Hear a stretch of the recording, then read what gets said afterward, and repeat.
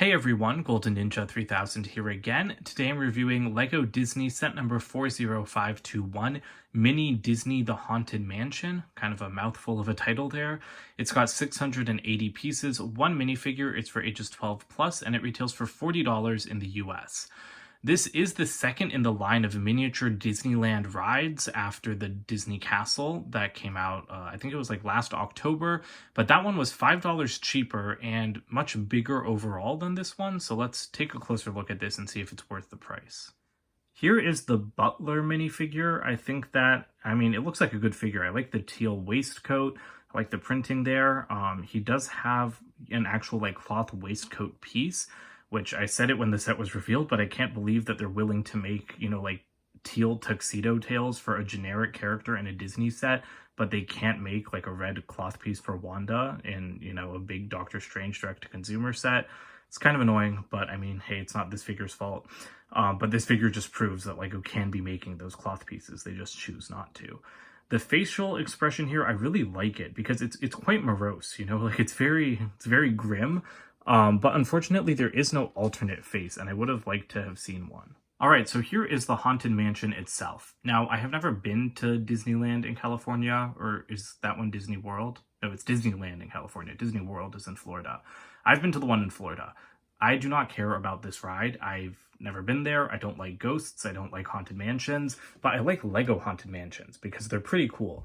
And I really like the exterior of this set. It's made to look like an old, like American colonial house. And I think that really works. The one thing I will tell you right off the bat that I don't like about this set is that it's open at the back. I like the little interior. I'm glad that we got that, but the Disney Castle was fully closed all around the back, and I really think that LEGO should have just had a small removable wall here so that you could see the interior, but so that it was actually closed all around. Because I just don't like that that's so different from the Disney Castle. But anyway, going in for a closer look, I love that the white candlestick pieces here are used to create these tall pillars.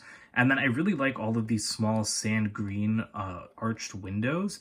That's a great piece to get. The only bad part is that I don't like, that look when they're on their side over here. But again, that's not a huge deal, and I can deal with it for how good the rest of it looks. I do think it looks a little bit better, from like angles like this, because you don't see those kind of like unsightly gaps. And then I really like all of the studs here, and I believe it's been years since there were sand green studs. I was reading Brickset's review of this set, and I think that the last time we got sand green studs was like 20 years ago, so that is a great addition to this set. I really like LEGO sand green color in general. And this was a pretty awesome build. Obviously, there's 680 pieces in something this small, so you can tell that a lot of work was put into this. But like the windows were super repetitive builds because it's all studs not on top construction. But honestly, I wasn't that irritated by the repetitiveness. It was kind of fun. And so I did enjoy it. We've got a little side entrance here and then a small balcony over there. And on the other side, you do not have anything nearly as exciting. You will notice that this thing is offset on the base. The entrance is not centered. That did bother me a little bit before building the set, but now that it's built, I don't mind too much. Like, yeah, I would prefer it if it was more centered, even if the house itself isn't totally symmetrical. But it's not the end of the world, because it still fills like enough of the base that it seems centered, even if it's not actually. The roof uses a bunch of these 1x1 clips in white to create, like some ornate decoration. That looks good. LEGO's done that on sets before. And then we've just got some dark bluish gray slope pieces used for the roof. That's probably the most boring part of the set.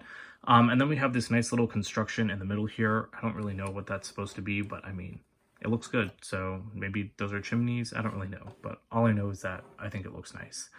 Now we might as well make our way over to the interior. So there are 2 levels to this house. You can't get access to the rest of it. There's nothing hidden in there. The Disney Castle did have a small interior, but it was fully covered up while building. That's not the case here. Everything is fully accessible.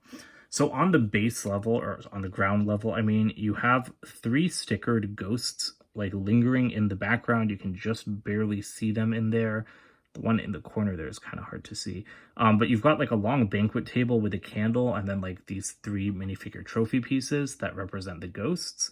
And then on the higher level, it looks like you've got some moving boxes, some nice, like a nice chandelier made using a candelabra, some more torches on the wall.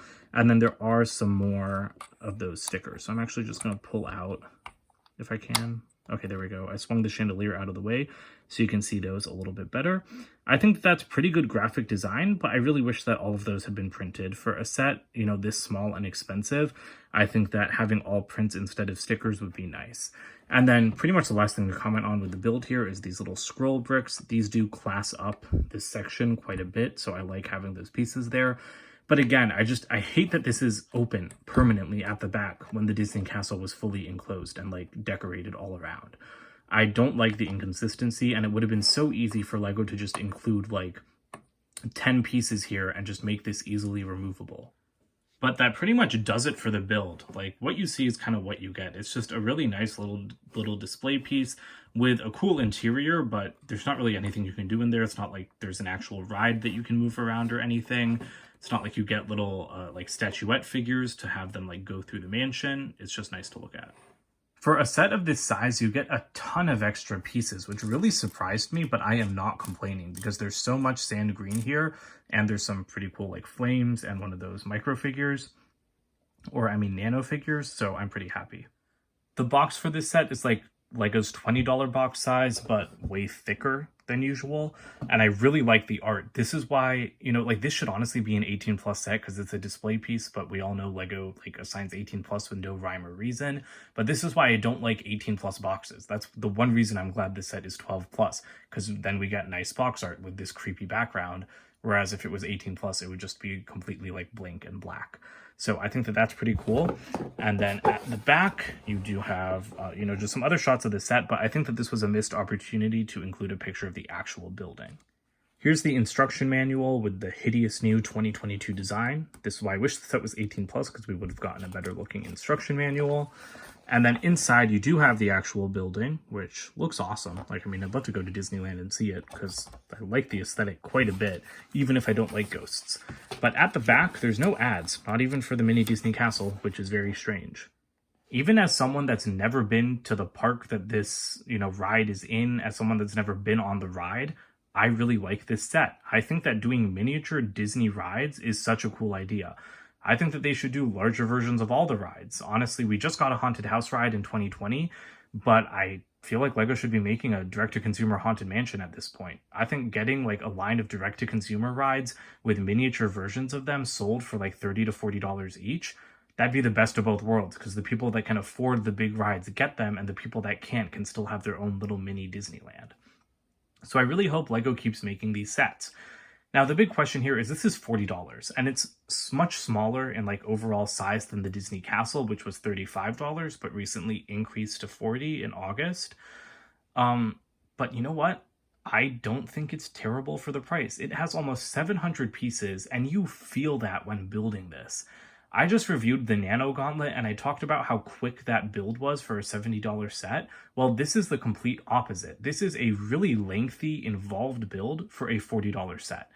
And in a good way. It wasn't annoying. Like I said, even the repetition of the windows, I thought I would get more annoyed with that than I did, but it was fun. So I really enjoyed building this set, and I really like it overall. I think that $40 is a little bit expensive. It should be $35 like the Disney Castle was, but $40 isn't terrible, and I don't think it's as overpriced as other people think it is. So that's it for today. Don't forget to comment, like, and subscribe, and check out my website, goldenninja3000.com, and I'll see you guys in more videos soon. Bye for now.